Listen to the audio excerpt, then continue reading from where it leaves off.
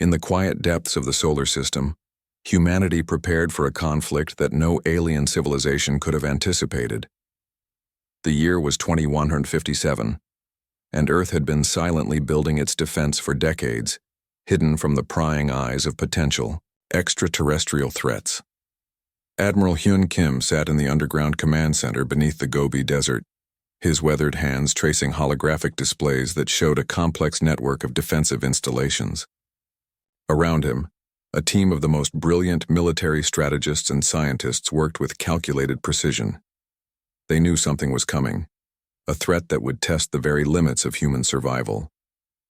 Captain J. Park walked into the room, his dark eyes scanning the massive screen showing planetary defense configurations. He carried with him a data crystal containing the latest technological developments from Dr. Yoon Choi's secret research facility. The crystal represented years of classified research into quantum entanglement and adaptive spacecraft technology. The asteroid belt platforms are now fully operational, Jay reported, his voice calm and steady. Most of the world's population remained completely unaware of the preparations happening beneath their feet. Massive construction projects had been disguised as routine mining operations, with entire spacecraft manufacturing facilities hidden deep within hollowed-out asteroids and remote lunar bases. Dr. Choi's breakthrough came from an unexpected direction. While other nations and alien civilizations focused on traditional weapon systems, she had developed something revolutionary: quantum adaptive ships that could change their entire structural configuration in milliseconds. Weapon systems that could predict and counter incoming attacks before they were even launched. The team had studied previous alien encounters documented by deep space probes and classified military reports. They understood that humanity's greatest strength was its ability to adapt, to think beyond conventional limitations. Every piece of technology was designed with multiple fail-safes and unexpected capabilities. Underground facilities stretched across multiple continents. In the Andes Mountains, beneath the frozen tundra of Siberia, and deep under the Australian outback, similar command centers hummed with activity. Thousands of trained personnel worked in shifts, preparing for a conflict that most people would never know about. Jay remembered the early days of the project, how they had convinced global leaders to pool resources, to create a unified defense strategy. It wasn't easy. Countries that once fought each other now worked together with a singular purpose: protecting Earth from potential external threats. The quantum entanglement weapon system was their most significant achievement. Traditional weapons relied on physical projectiles or energy beams, but these new systems could manipulate quantum states, essentially creating weapons that existed and didn't exist simultaneously. It was a concept that would confuse most alien targeting systems. Spacecraft construction happened in complete secrecy. Massive ships were built inside hollowed-out asteroids, their metallic frames covered in adaptive camouflage that could blend with the surrounding space debris. Each vessel was more than just a weapon. It was a mobile command center capable of independent decision-making through advanced AI systems. Admiral Kim looked at Captain Park, a slight smile crossing his tired face. "We're ready," he said simply. The weight of humanity's future rested on their shoulders. They had transformed centuries of conflict and competition into a unified defense strategy that would soon surprise the entire galaxy. Dr. Choi entered the room, her hands carrying additional data crystals.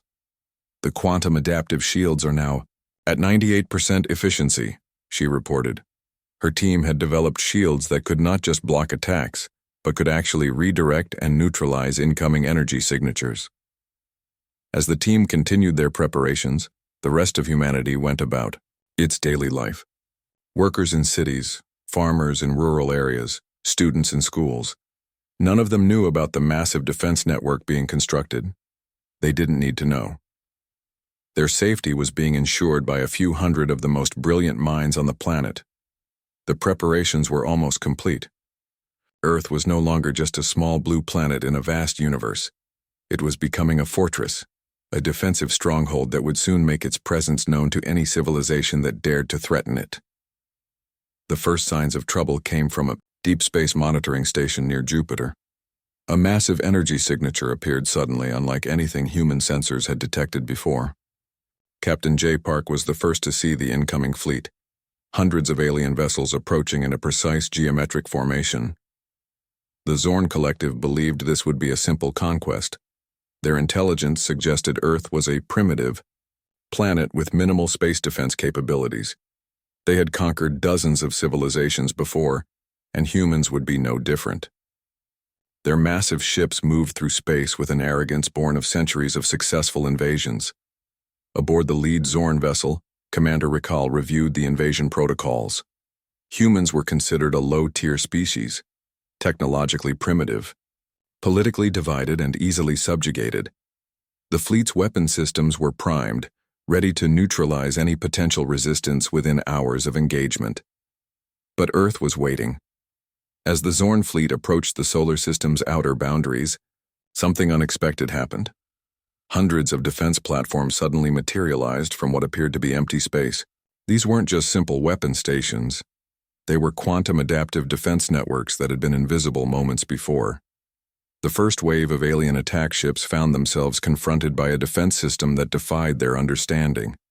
Weapon platforms shifted and transformed, their energy signatures changing faster than the Zorn targeting computers could process.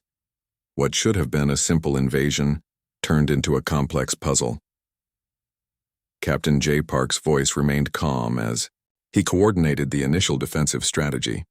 "Activate quantum camouflage," he commanded.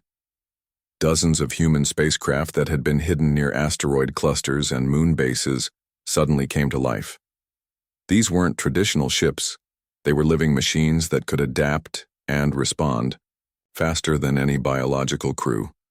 Dr. Yoon Choi watched from the underground command center, her fingers dancing across holographic interfaces.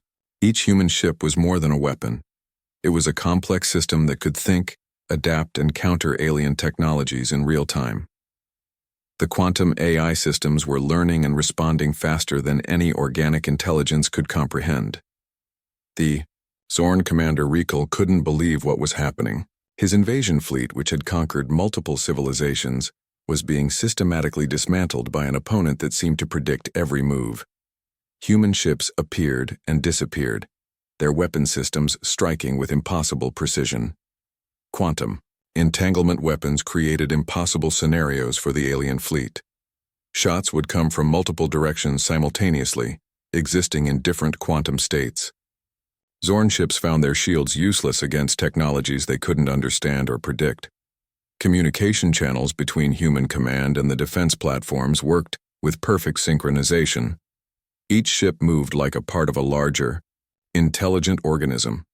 Where traditional military forces would have individual units, humans had created a unified, thinking defense network. The battle wasn't just about physical combat. Dr. Choi's team had prepared psychological warfare strategies.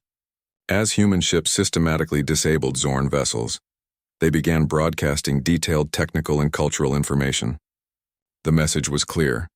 Humans were not a species to be underestimated. Commander Rikal watched in growing panic as his invasion fleet was reduced to scattered debris. What was supposed to be a simple conquest had turned into a complete disaster. Human technology was so advanced, so unpredictable, that traditional invasion strategies meant nothing.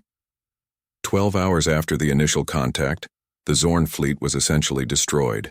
Not a single human vessel had been seriously damaged. The quantum adaptive systems had transformed every potential threat into a learning opportunity, turning the entire engagement into a complex strategic dance. Captain J. Park looked at the final battle reports. The message was simple and clear. Earth was ready.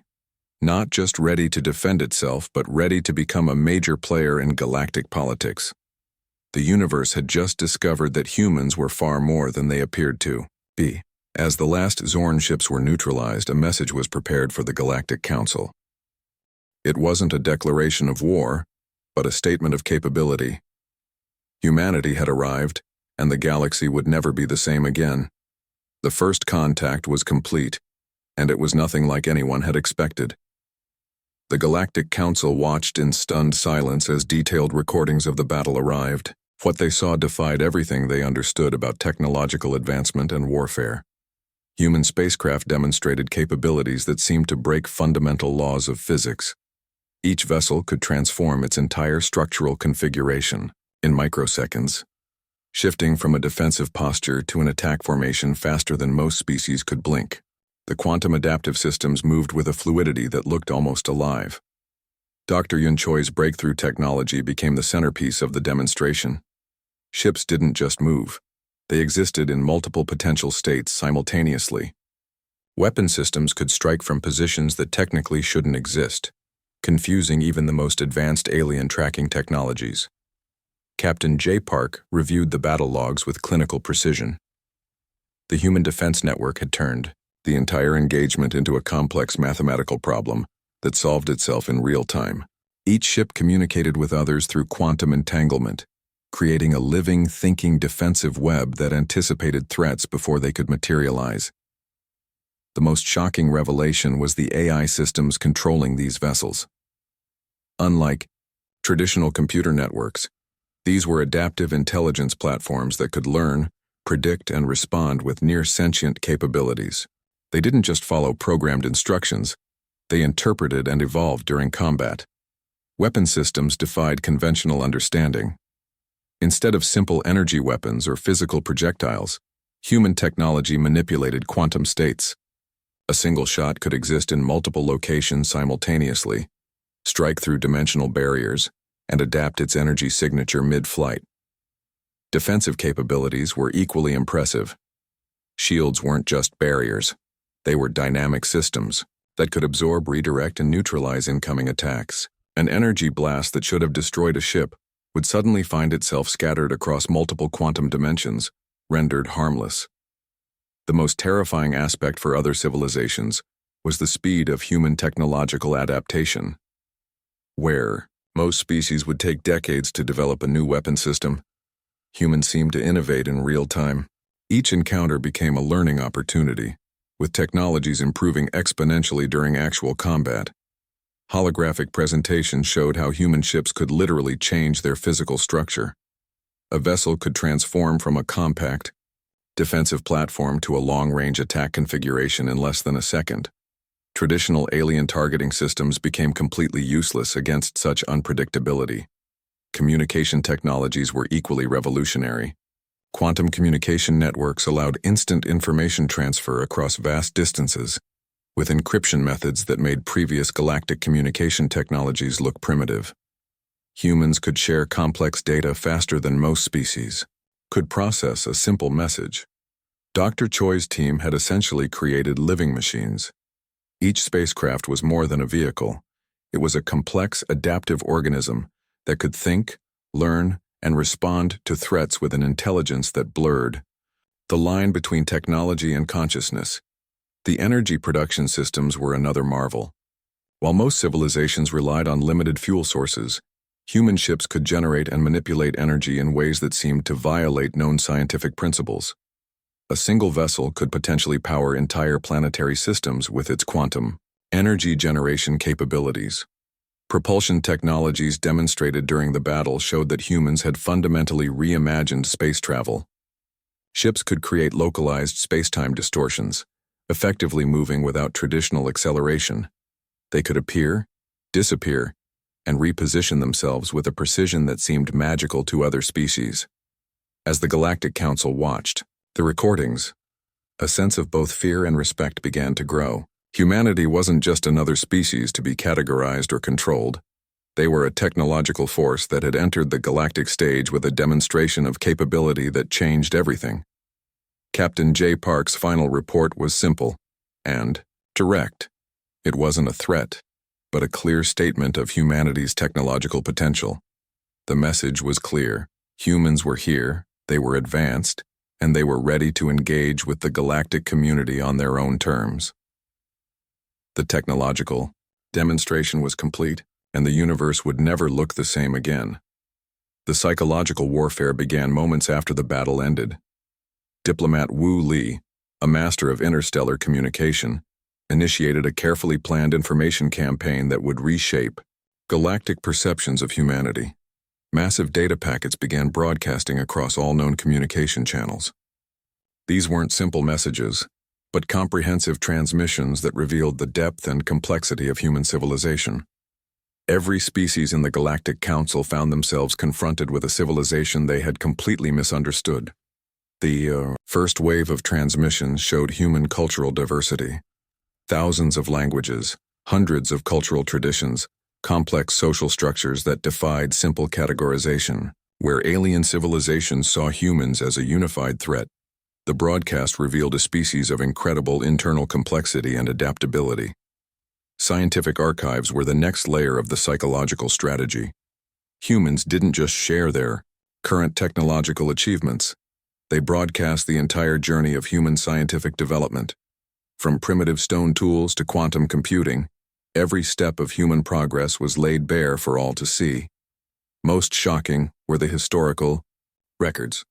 The Galactic Council watched as humans detailed their own conflicts, their struggles, their ability to overcome seemingly impossible challenges. Wars, environmental challenges, social transformations. Humans had repeatedly reinvented themselves. When faced with existential threats, Dr. Yun Choi carefully curated scientific documents that showed human innovation, medical breakthroughs that could cure diseases across multiple species, environmental restoration technologies, sustainable energy solutions that could transform entire planetary ecosystems. It wasn't just a display of military might. It was a demonstration of problem-solving capabilities. Captain J. Park understood the deeper strategy. This wasn't about intimidation, but about changing perceptions. Humans were showing that they were more than a potential military threat. They were a potential partner in galactic development. The Zorn Collective's historical records were systematically exposed. Decades of manipulation, violent conquests, and systematic oppression of less advanced civilizations came to light. Where the Zorn had seen themselves as galactic peacekeepers, the human broadcast revealed a history of calculated aggression. Diplomatic channels began receiving detailed proposals. Humans weren't demanding territory or resources. Instead, they offered technological exchanges, collaborative research opportunities, and strategic partnerships. The approach was so unexpected that many galactic representatives couldn't process the information. Cultural transmissions showed human creativity, art, music, literature, philosophical concepts that demonstrated a depth of thinking far beyond simple technological achievement. The Galactic Council realized they were dealing with a species that was not just technologically advanced, but intellectually complex. Wu Li personally managed the communication strategy. Each transmission was carefully designed to provoke thought, to challenge existing perceptions. Humans weren't asking to be feared, they were inviting understanding. Psychological profiles of human leadership were particularly interesting. Instead of showing aggressive military commanders, the broadcast revealed leaders who valued cooperation, scientific progress, and mutual understanding. The contrast with previous alien encounters was striking. The quantum communication networks allowed these transmissions to bypass traditional filtering systems. Every species, every diplomatic channel, every research institution suddenly had direct access to comprehensive human information. There was no way to control or limit the information flow. Most alien civilizations expected threats, demands, or conquest declarations. Instead, they received an open invitation to dialogue. Humans presented themselves not as conquerors, but as potential partners in galactic exploration and development. Dr. Choi's team had essentially turned information into a weapon more powerful than any physical technology. They were reshaping perceptions, challenging existing power structures, and presenting humanity as a complex, multifaceted civilization. By the time the transmissions ended, the Galactic Council found itself in a state of complete recalibration. Humanity had not just defended itself, it had fundamentally changed the conversation about what an advanced civilization could be. The psychological warfare was complete, and it was unlike anything the galaxy had ever experienced before. The Galactic Council convened in an emergency session, something that hadn't happened in over 3 centuries. Representatives from hundreds of species gathered, their collective confusion and anxiety palpable in the massive circular chamber. Diplomat Wu Li arrived with a calm demeanor that surprised everyone. Where they expected an aggressive human representative, they found someone prepared for genuine dialogue.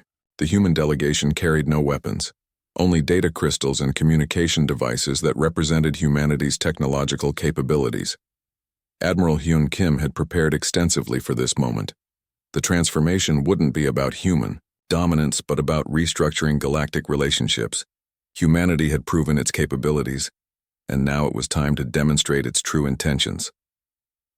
The first shock came when humans proposed a complete restructuring of existing galactic governance systems. Instead of the current hierarchical model dominated by older species, they suggested a collaborative approach that gave voice to developing civilizations. It was a radical concept that challenged centuries of established power structures. Dr. Yun Choi presented technological exchange proposals that left other species speechless. Medical technologies that could cure previously untreatable diseases, environmental restoration systems, quantum communication networks that could connect distant civilizations, all offered freely, without traditional diplomatic constraints. Captain J. Park explained the human perspective. They weren't interested in territorial expansion or resource extraction. Their goal was collective advancement, a concept so foreign to most galactic civilizations that it took hours for translators to properly communicate the nuance. The Zorn Collective, previously the most powerful military force in the galaxy, found themselves completely marginalized. Their historical records of conquest and manipulation were now public knowledge. Species they had oppressed for centuries suddenly saw a potential ally in humanity. Diplomatic negotiations revealed humanity's most surprising characteristic. They approached every discussion with a combination of scientific precision and genuine curiosity. Where other civilizations saw interactions as zero-sum games, humans saw opportunities for mutual growth. Technological demonstrations continued to amaze the Council. Human representatives showed how their quantum adaptive technologies could be used for peaceful purposes: planetary reconstruction, deep space exploration, medical research. Each presentation dismantled the perception of humans as a purely military threat. The most radical proposal came unexpectedly. Humans suggested creating an open scientific network where all participating civilizations could share research, technological developments, and cultural knowledge. No species would have exclusive control, and all would benefit from collective advancement. Economic models proposed by human economists challenged everything known about interstellar trade. Instead of resource extraction and competitive markets, they suggested collaborative development strategies that would benefit multiple species simultaneously. Environmental restoration technologies became a key negotiation point. Planets previously considered uninhabitable could now be transformed using human-developed technologies. Species that had lost homeworlds saw hope for the first time in generations. The Galactic Council's traditional power brokers found themselves completely outmaneuvered. Humanity hadn't conquered through military might alone, but through a comprehensive approach that addressed fundamental galactic challenges. Communication networks began changing. The quantum entanglement technologies developed by human scientists allowed instant, secure communication across vast distances. Civilizations that had been isolated could now share knowledge and resources instantly. Wu Li's final statement captured the essence of the transformation. Humanity wasn't seeking to replace existing systems, but to evolve them. They saw themselves as partners in a larger galactic community, not as conquerors or overlords. By the session's end, something remarkable had happened. The Galactic Council was no longer just a governing body. It had become a true collaborative platform. Humanity had entered the galactic stage and fundamentally changed its entire operational model. The transformation was complete, and nothing would ever be the same again. As representatives returned to their home worlds, one thing became clear. Humanity had arrived, not with weapons, but with an invitation to imagine a different kind of future.